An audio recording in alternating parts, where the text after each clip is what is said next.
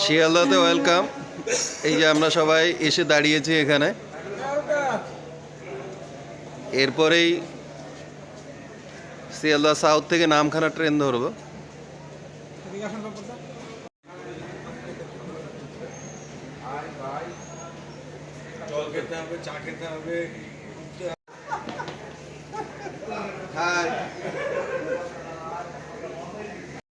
কিছুক্ষণের অপেক্ষা, সকালে ট্রেন থেকে নামার পরেই ক্লান্ত দেহে একটু জিরিয়ে নেওয়া।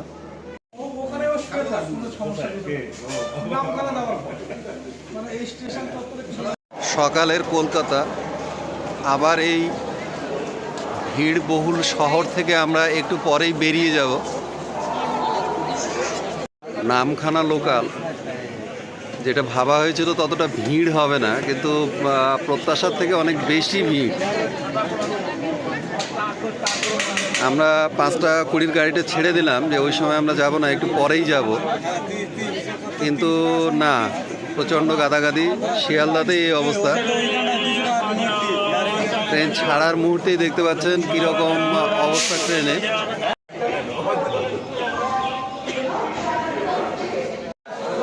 লক্ষ্মীকান্তপুর শিয়ালদা থেকে ওঠার সময় সরাসরি নামখানা ট্রেন দেখাবে না, তো এই ট্রেনটাই লক্ষ্মীকান্তপুরে আসার পর এবার এটাকে এখান থেকে আবার নামখানা দেখা যাবে। তাই বিভিন্ন অ্যাপে যদি আমরা সরাসরি শিয়ালদা থেকে নামখানা ট্রেন দেখি, তাহলে এই ট্রেনটা এখানে দেখা যাবে না।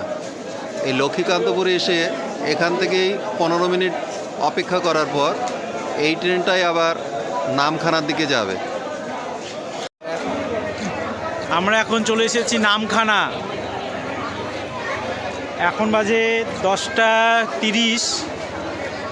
এখান থেকে আমরা যাব এখন নামখানা ঘাটে। সেখান থেকে একটা ভেসেল নিয়ে চলে যাব পাথর প্রতিমার জি প্লট। সেই ভেসেলের টাইম হয়তো 1টা-1:30। তার আগে আমরা একটু ফ্রেশ হয়ে নেব। ফ্রেশ হওয়ার পর তারপরে ভেসেল ঘাটে গিয়ে ভেসেল ধরব। এই হচ্ছে নামখানা স্টেশন। মাথা লাগবে।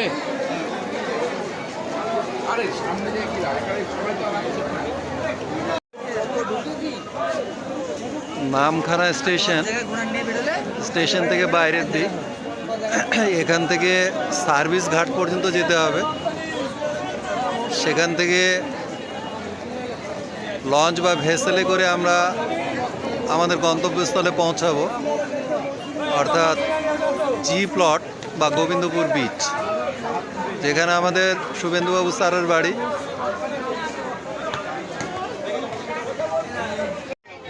এই রুটটা দিয়ে নামখানা স্টেশন থেকে নেমে বাস স্ট্যান্ডের দিকে আসার রাস্তা। বাস স্ট্যান্ডে এখানে এসেই বকখালি, মৌসুনী দ্বীপ এবং আরও বিভিন্ন জায়গায়, সুন্দরবনের বিভিন্ন জায়গায় যাওয়ার জন্য টোটো, অটো সবই পাওয়া যায়। আমরা এখান থেকে এই সামনের রাস্তা হয়ে চলে যাব ফেরিঘাটের দিকে। ঠিক এই রাস্তা দিয়ে আমরা ফেরিঘাটের দিকে চলে যাব। ফেরিঘাট থেকে ফেরি ধরে আমরা আজকে পৌঁছাবো জি প্লটে।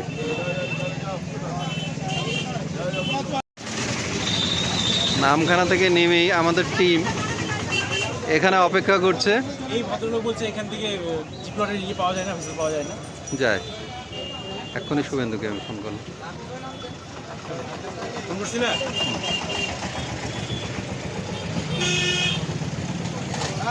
সবাই একটু অপেক্ষা করছে এখানে। এবার আমরা সার্ভিস ঘাটের দিকে চলে যাব। এই দোকানটিতে সবাই আমরা সুস্বাদু ডাব খেলাম। ডাব খেয়ে এবার রওনা দিব এইদিকে। এবার ফেরিঘাটের দিকে রওনা দিচ্ছি। মুভ।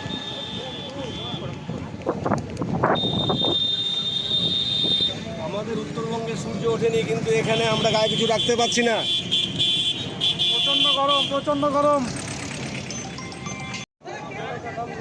চলে এসছি আমরা নৌকার ঘাটে। এখান থেকে জি প্লটে যাওয়ার সব নৌকাগুলো পাওয়া যাবে, লঞ্চ। এই যে বিভিন্ন রকম যে নৌকাগুলো দেখা যাচ্ছে, এরা সমুদ্রে মাছ ধরতে যায়। জায়গাটা মাছের আঁশটা গন্ধে ভরপুর। এই যে উপরে দেখা যাচ্ছে, হয়তো ঠিক আমি দেখাতে পারছি না, শুটকি মাছ বড় বড়। এই যে শুটকি মাছ, শুটকি মাছের গন্ধে টিকা দেয়। তবুও জায়গাটা খুব সুন্দর লাগছে।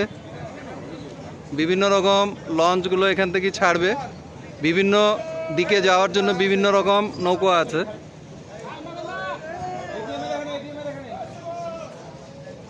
শুভেন্দু আমাদের বলে দিয়েছে এই যে মেনকা সার্ভিস, মেনকা সার্ভিসের এখানে গিয়ে ব্যাগগুলো নিয়ে আমরা রেখে দেব।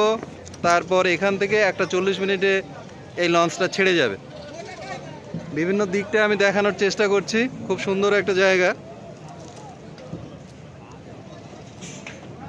শুধু লঞ্চ আর নৌকায় ভরপুর, সুন্দর দৃশ্য।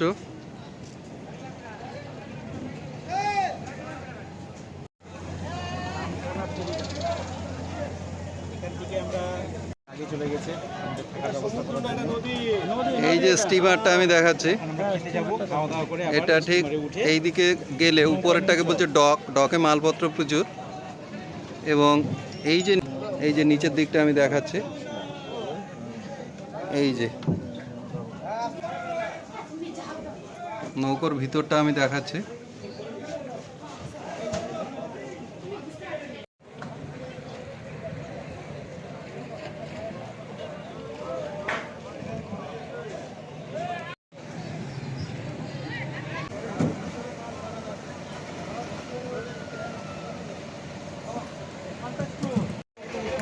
হাতানিয়া দোয়ানিয়া নদী, এখানে মূলত মৎস্যজীবীদের যে কারবার। এছাড়াও এই ঘাট থেকে বিভিন্ন দ্বীপে নৌকাতে যাতায়াত করা যায়। জোয়ার ভাটার উৎসতে এই নদীতে কখনো কখনো জল আমরা যেখানে দাঁড়িয়ে আছি এখানে চলে আসে, আবার কখনো অনেক নিচে চলে যায়। চারিদিকে বিভিন্ন লঞ্চগুলির খেলাতে খুব ভালো লাগছে। হাতানিয়া দোয়ানিয়া নদী।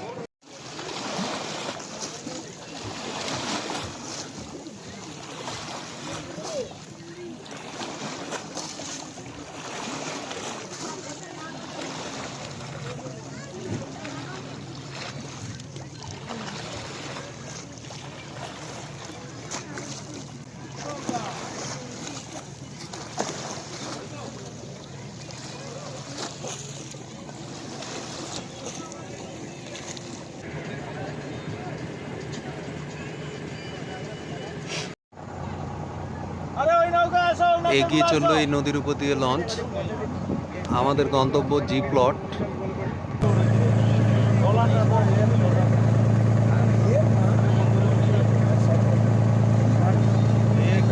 একটা জগ আছে সেখানে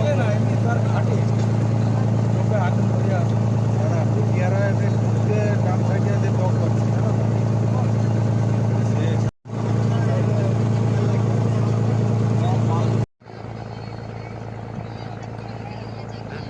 ওই লঞ্চগুলা।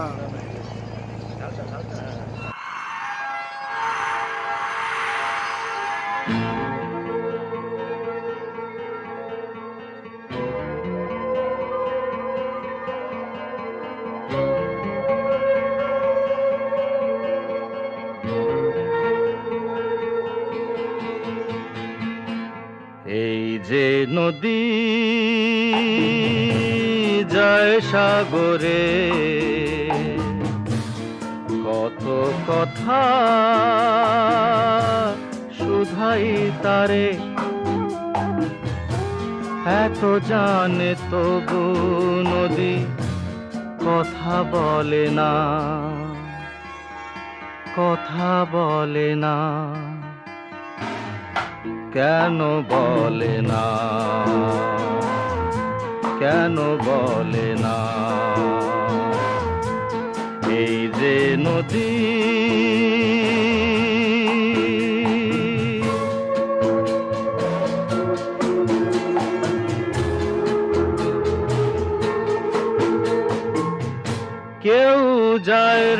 বন্ধুর বাড়ি নাও বাইয়া উজানে, কেউ শাখা ভাঙ্গা সিঁদুর ধুইয়া ফিরে ভাটির টানে, কারো আশার তরি বন্ধু পায় না রে কিনারা, ভালোবাসা মরণ হইয়া তারে করে ইশারা, এত জানে তবু নদী কথা বলে না,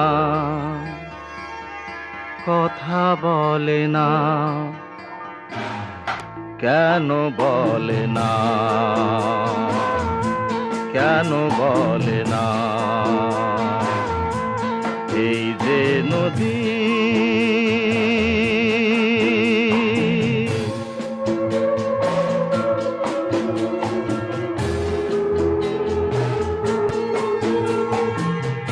কারো কপাল ভাঙ্গে যেমন নদী ভাঙ্গে তার কুল, সারা জীবন ধৈরা তবু ভাঙ্গে না তার ভুল, ব্যথার বিষে অশ্রু মিশে যেন ভালোবাসা হয়, কেউ অকুলে কুল পায়। আমাদের নেওয়ার জন্য ঘাটে উপস্থিত, অনেক প্রতীক্ষার পর জি প্লটে এসে পৌঁছলাম। খুব ভালো লাগছে, শুভেন্দুকে দেখে আরো প্রাণে সঞ্চার স্পন্দন ফিরে এসেছে। আমরা হব না। এই লঞ্চটাকে আমরা আসলাম নামখানা থেকে, এবার দেখি কোথায় যাওয়া হয়।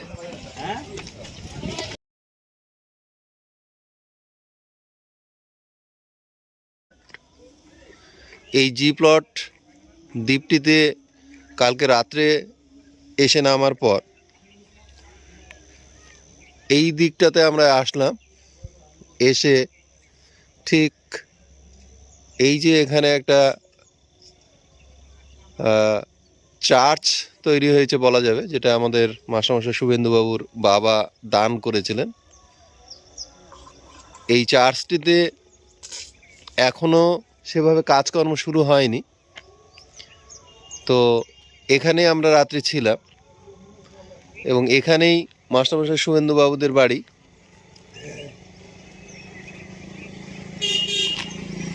ওনার পৈতৃক সম্পত্তি এটা, ওনারা কেউই এখন এখানে থাকেন না, ওনার মা বাবা গত হয়েছেন, তাই এটি প্রায় এইভাবেই পড়ে থাকে। যেহেতু আমরা আসবো তাই কিছুটা সংস্কার করে এই জায়গাটিতে আমরা গতকাল ছিলাম। নরের সকাল সকাল সুন্দর জায়গা, কলের জল থেকে স্নান করে আসছে, সত্যি একটা প্রাকৃতিক পরিবেশে আমরা আবার এসেছি এখানে। শুভেন্দু দাঁড়িয়ে, একটু পরেই আমরা বেরিয়ে যাব। শুভেন্দুদের এটাই পৈতৃক বাড়ি, ওনার মা বাবা গত হয়েছেন অনেকদিন আগেই, তো এটি এইভাবেই এখন পড়ে থাকে, কেউই বসবাস করে না। যেহেতু আমরা আসছি তাই 2 দিন আগে এসে এই বাড়িটার অনেকটা সংস্কার করেছেন উনি, তো খুবই ভালো, আমার তো ভীষণ ভালো লাগলো এই জায়গা। তারপর এই যে পাশে একটি পুকুর, সত্যি প্রাকৃতিক পরিবেশে বসবাস করার মতো উপযুক্ত জায়গা। কালকে তাহলে কি করলাম? কালকেও করেছি। সেটা কত স্নান করতে হয়? সুন্দর পুকুরে স্নান কমপ্লিট করছি, সবাই ভয় পাচ্ছে, আমি ভয় পাচ্ছি না, আমার বেশ ভালো লাগছে।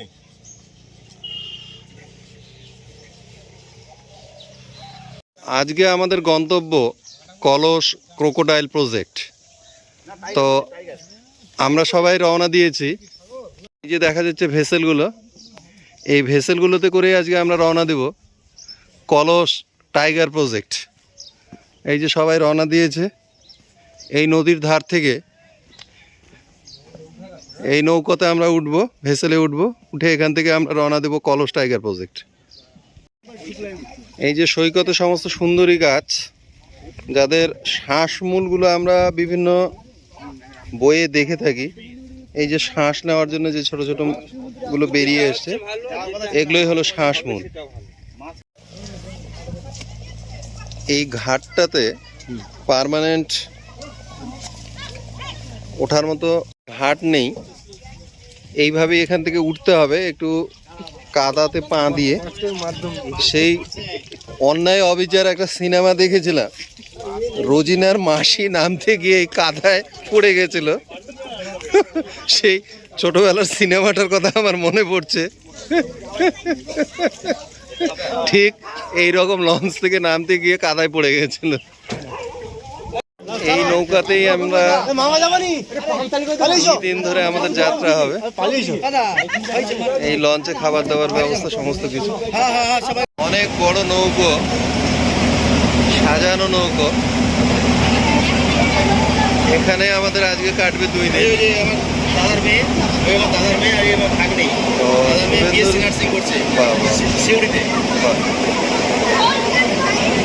অনেক গ্রামবাসী শুভেন্দুর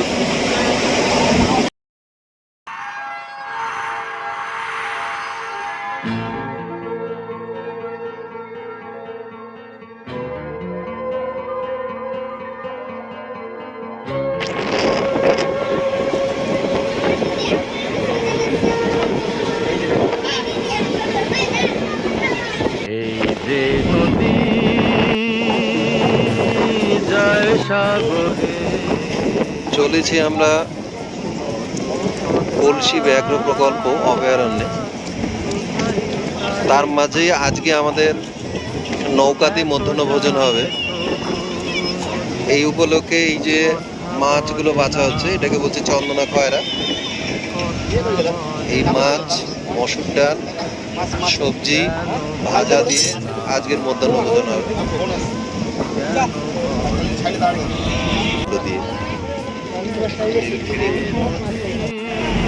এই যে বড় বড় জাহাজগুলো আসছে, এগুলো সব বাংলাদেশ থেকে বিভিন্ন মালপত্র নিয়ে যাওয়া এবং আসা। এই জাহাজগুলোর মাধ্যমেই জলপথে অনেকটা কলকাতা থেকে বাণিজ্য হয়।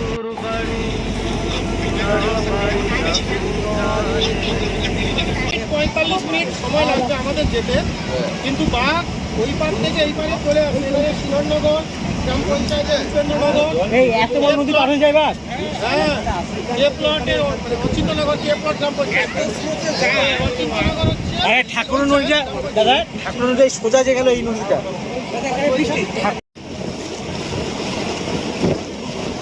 শুধু জল আর জল। এই দিকটা বঙ্গোপসাগরের শুরু হলো, আমরা ঠিক এটাকে পাশ কাটিয়ে এখন যাচ্ছি বনি ক্যাম্প। সেটা রিজার্ভ ফরেস্ট ব্যাঘ্র প্রকল্প।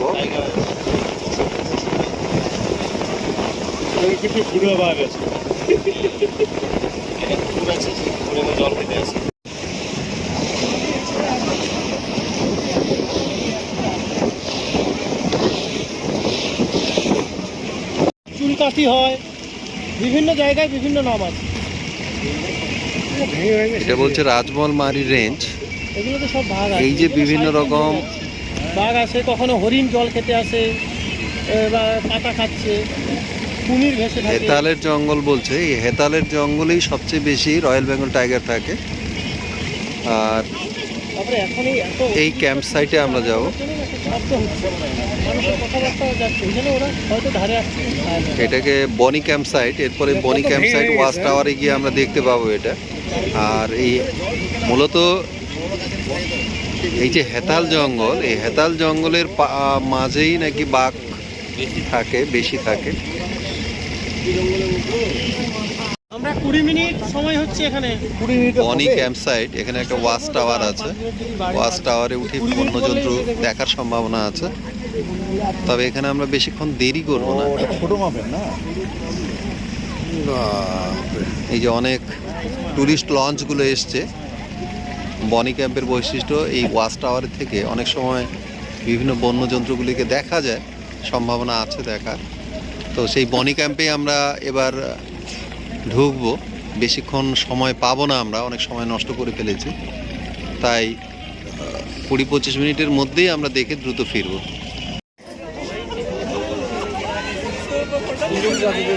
বনি ক্যাম্প, ব্যাঘ্র রিজার্ভেশন।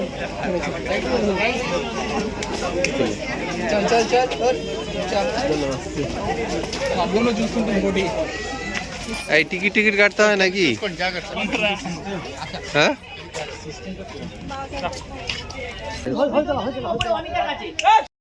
সুন্দরী গাছের শ্বাসমূল একটু বড় করে দেখানো হচ্ছে, দূর থেকে দেখা যায় না। এই যে ছোট ছোট গুলো দেখা যাচ্ছে, এগুলো সবই সুন্দরী গাছের শ্বাসমূল। এটা হলো পলস ক্যাম্প ব্যাঘ্র রিজার্ভেশন প্রকল্প। এই পার্কে আমরা ঢুকছি।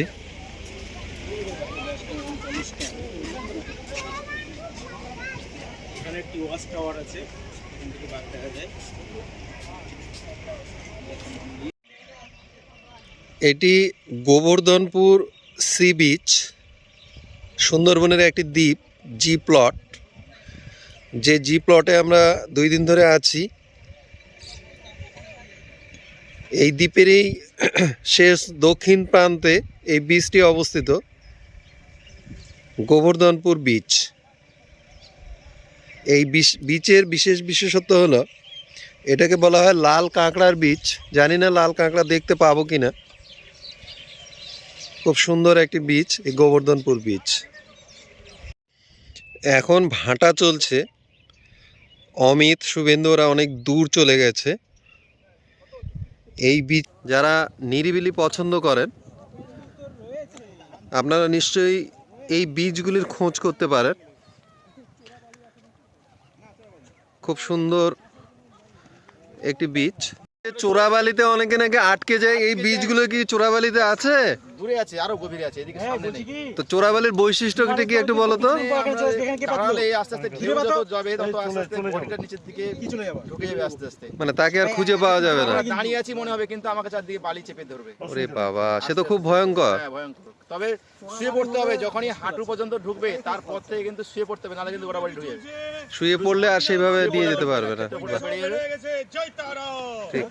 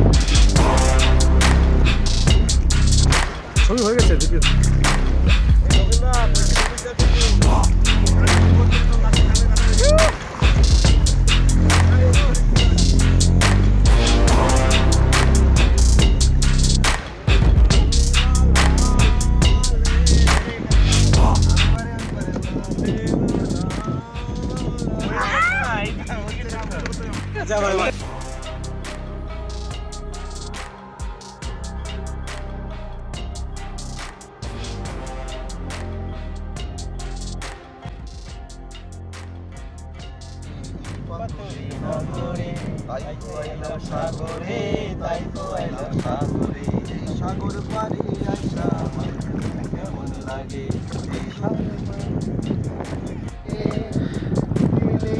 पुकारे तू जो नहीं तो मेरा कोई नहीं है ओ सागर किनारे दिल ये पुकारे तू जो नहीं तो मेरा कोई नहीं है ओ सागर किनारे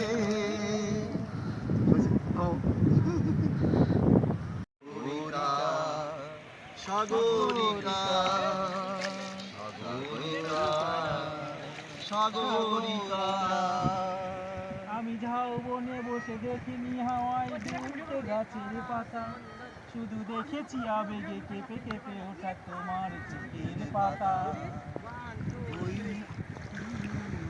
পেয়েছি মনকে দিয়েছি, আমি দেখেছি তোমার আঁখি, আমি দেখেছি তোমার আঁখি।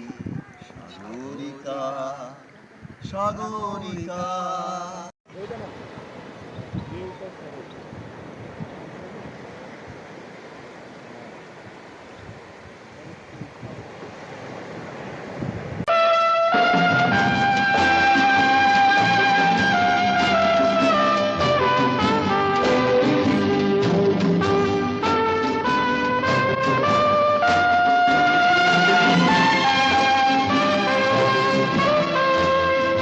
जिंदगी कैसी है पहेली। দেখে মনে হচ্ছে একটা রানওয়ে, এখনই মনে হয় কোনো প্লেন এসে নামবে, কিন্তু না, এটি গোবর্ধনপুর সি বিচ। সত্যি অপূর্ব লাগলো এই সি বিচটা।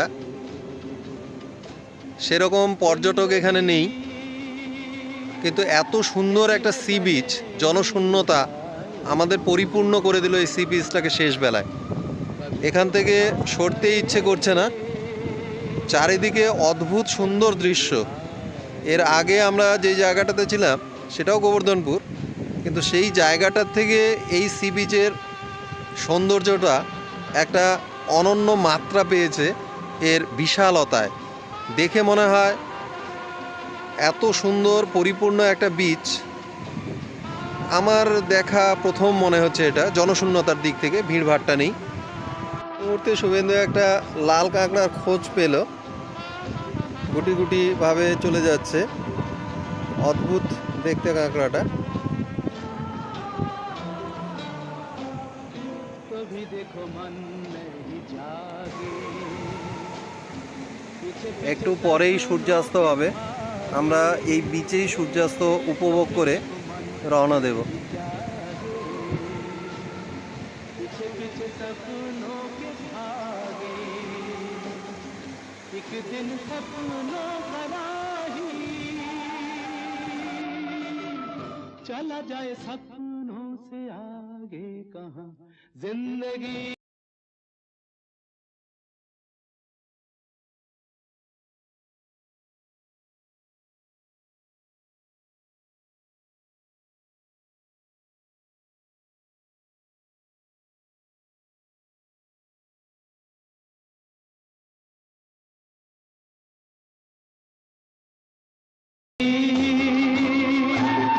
कैसी है पहेली हाय, कभी तो हंसाए कभी ये रुलाए।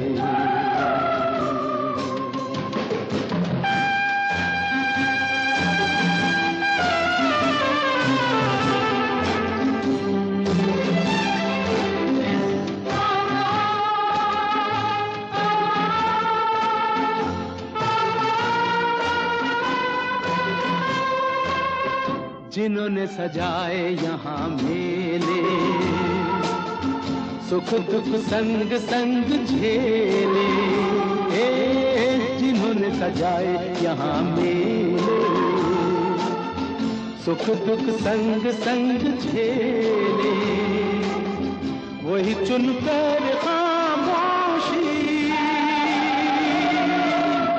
यूं चले जाए अकेले कहाँ जिंदगी। कैसी है पहेली हाय, कभी तो हंसाए कभी।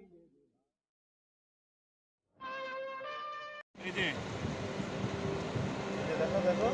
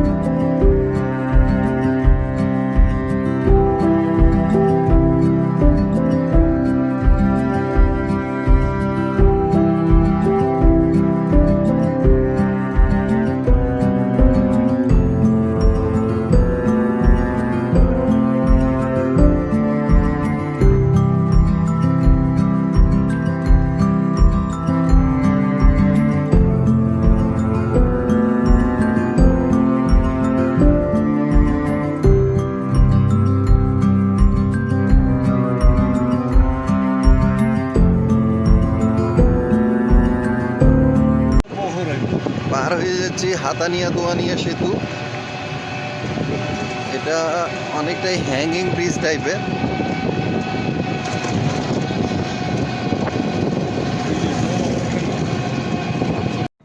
আমরা এসে পড়লাম বকখালি সি বিচে। এটি প্রবেশ পথ এখানকার। প্রথমেই কিছু দোকান। পিকনিক গ্রাউন্ডের মাঠে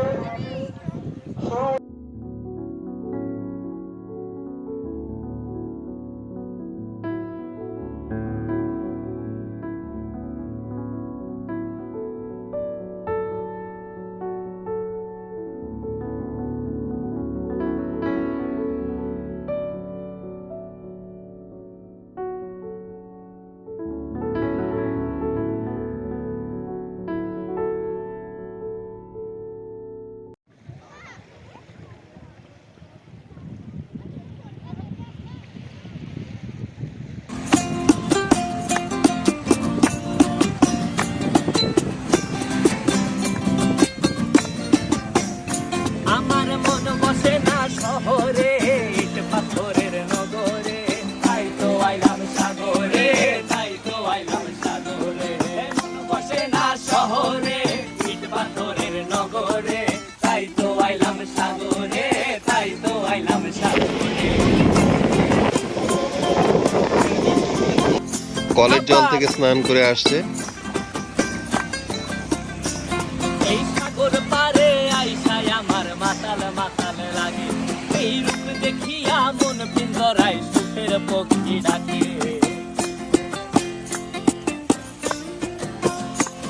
এই সাগর পারে আইসায় আমার মাতাল মাতাল লাগে, এই রূপ দেখিয়া মন পিঞ্জরায় সুখের পক্ষী ডাকে। পারতাম যদি থাইকা যাইতে এই সাগরের পারে, ঝিনুক মালা গাইথা কাটাই দিতাম জীবনটারে। আমার মন বসে না শহরে, ইট পাথরের নগরে, তাই তো আইলাম সাগরে, তাই তো আইলাম সাগরে। মন বসে না শহরে, ইট পাথরের নগরে, তাই তো আইলাম সাগরে, তাই তো আইলাম সাগরে।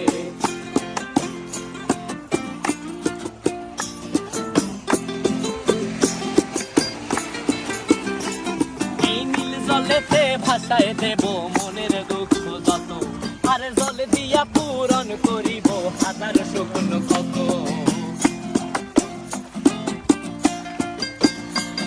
এই নীল জলেতে ভাসায় দেব মনের দুঃখ যত, আর জল দিয়া चलते चलते मेरे ये गीत याद रखना, कभी अलविदा ना कहना, कभी अलविदा ना कहना। रोते हंसते बस यूं ही तुम गुनगुनाते रहना, कभी अलविदा ना कहना, कभी अलविदा ना कहना। चलते चलते